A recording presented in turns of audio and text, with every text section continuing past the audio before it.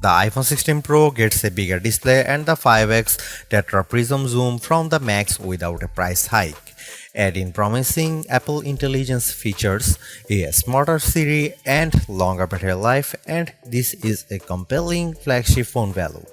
I just wish the charging speed got a boost and that visual intelligence and ChatGPT weren't coming later.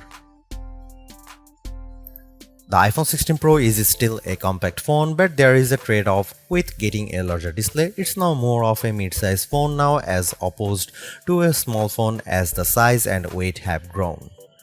This handset measures 5.89 by 2.81 by 0.32 inches and weighs 7.03 ounces compared to 5.77 by 2.78 by 0.32 inches and 6.6 ounces for the iPhone 15 Pro. So the new iPhone is taller and wider and just as thin, but there's some more heft to it. The good news is that the iPhone 16 Pro is still easy to use with one hand as Apple made the bezels thinner. The design should be more durable too, as Apple claims that the ceramic shield display is 50% tougher. Plus, the band is still made of titanium, which is more durable than aluminum. The iPhone 16 Pro colors aren't very flashy compared to the regular iPhone 16. There's white titanium, black titanium, natural titanium, and the new desert titanium, which is like a soft rose gold. I prefer the desert hue because it looks new. Don't expect much new from the iPhone 16 display. The only real news beyond the size increase to 6.3 inches for this OLED screen is that it can get dimmer. The minimum is now just 1 nit. I put the two phones side by side in a dark room and I noticed the difference immediately. What's the benefit? You can use your phone in bed without disturbing your partner, and if you are using standby mode, the iPhone 16 Pro won't be as bright when you are using it overnight as an alarm clock. Otherwise, you get the same 120Hz refresh rate on this Pro Motion display and the same max brightness. Apple claims a peak brightness of 2000 nits outdoors and 1600 nits for HDR content.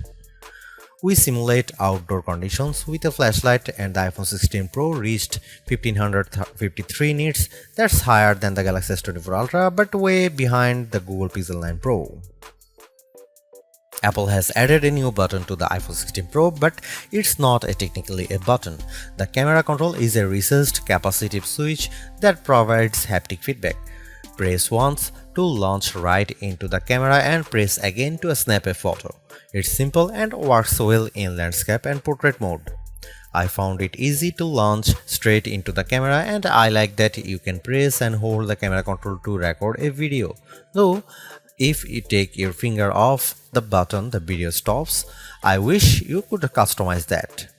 The camera control has a lot of tricks, including the ability to zoom in and out by sliding your finger left and right on the button, and a soft double press launches a mini menu. You can scroll through to tweak things like exposure, depth, and choose photographic styles. There's a learning curve to camera control, but I'm glad that it's an option. Plus, this frees up the action button on the left side of the iPhone 16 Pro for programming other shortcuts. The iPhone 16 Pro has a few key upgrades that I appreciated during my testing. There's a sharper 48MP ultra-wide camera, a faster 48MP main fusion camera with zero shutter lag, and the 5x tetra prism zoom borrowed from the Pro Max series. In addition, photographic styles are integrated directly into the Camera and Photos app, so you can change skin undertones and the mood effect of your photo on the fly. Plus, you can tweak it after the fact. To test the iPhone 16 Pro's faster performance, I had my son take a photo of me shooting a jump shot side by side with the iPhone 15 Pro, and the result is brighter and more detailed image. How does the iPhone 16 Pro compare to the best camera phones? I shot a number of pictures using the iPhone 16 Pro alongside the Samsung Galaxy S24 Ultra and the Google Pixel 9 Pro XL to find out.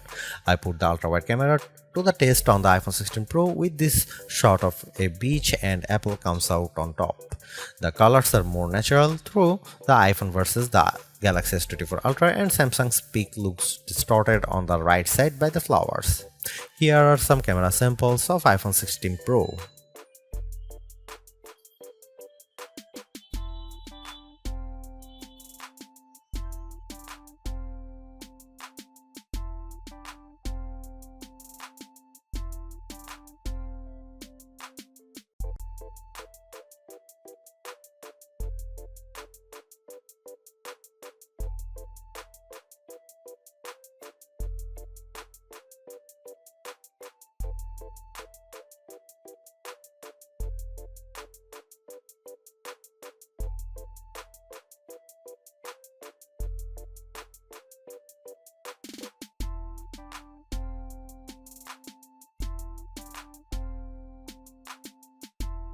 Hey Siri, are you smart yet? Apple Intelligence isn't officially coming to the iPhone 16 series until October, but I was able to try out some of this feature ahead of its official launch as part of the iOS 18.1 developer preview. Writing tools can be fairly helpful. I used it to summarize a long note in the Apple Notes app and it came up with a useful summary. I also had fun with writing tools trying to rewrite an email I purposely wrote in a rude tone, choosing the professional option, and the result was indeed closer to what I would usually send. I also used Apple Intelligence to look up how to do various things on the iPhone and get back step-by-step instruction for how to screen record on your iPhone, so you'll definitely spend less time looking up how to at online.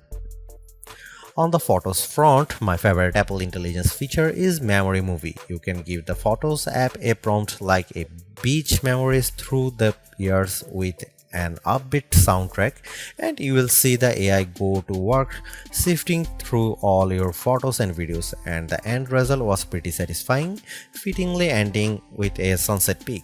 While it's overdue, I appreciate that the iPhone 16 Pro has a clean up button, which is basically Google's magic eraser on iOS. Apple's version of this feature is smart enough to identify objects or subjects you might want to remove, and it works quickly. But the feature struggled in some cases to completely erase what I didn't want in the frame. Siri is definitely the biggest upgrade with Apple Intelligence. It's a lot more conversational and forgiving of mistakes as we speak. For example, I was able to correct a timer from 10 minutes to 5 minutes on the fly and Siri got it right. The new Siri in Apple Intelligence is also better with follow-up questions. For example, I could ask about the weather today and then say, how about the rest of the week?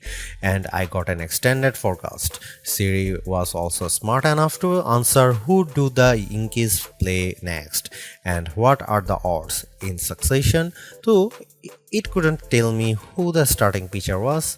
I got several links instead.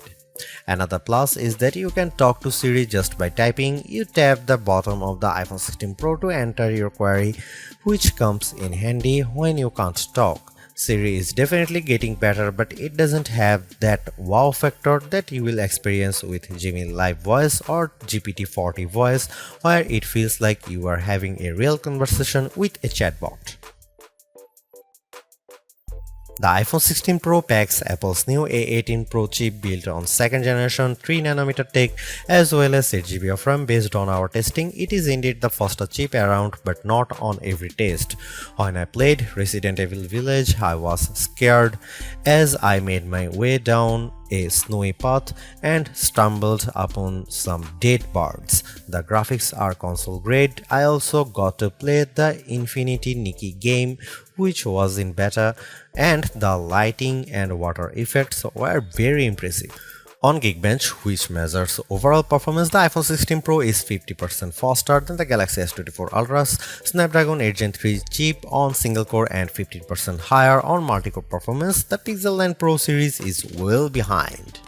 To test video editing performance, we use Adobe Premiere Rush and time how long it takes to transcode a 4K clip to 1080p. The new iPhone 16 Pro needed just 21 seconds, which is twice as fast as the S24 Ultra. On the graphics front, the iPhone 16 Pro features a 6-core GPU compared to 5 cores for the regular iPhone 16 models. Apple says you should get 20% faster performance than the iPhone 15 Pro.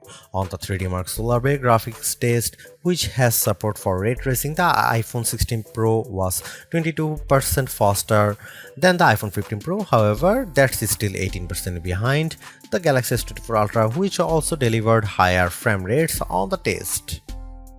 The iPhone 16 Pro Max features a new internal design with a graphite-clad aluminum substructure that's supposed to result in 20% better sustained performance. To test this claim, we ran the 3D Mark Wildlife stress test for 20 minutes. The iPhone 16 Pro turned in a stability score of 66%.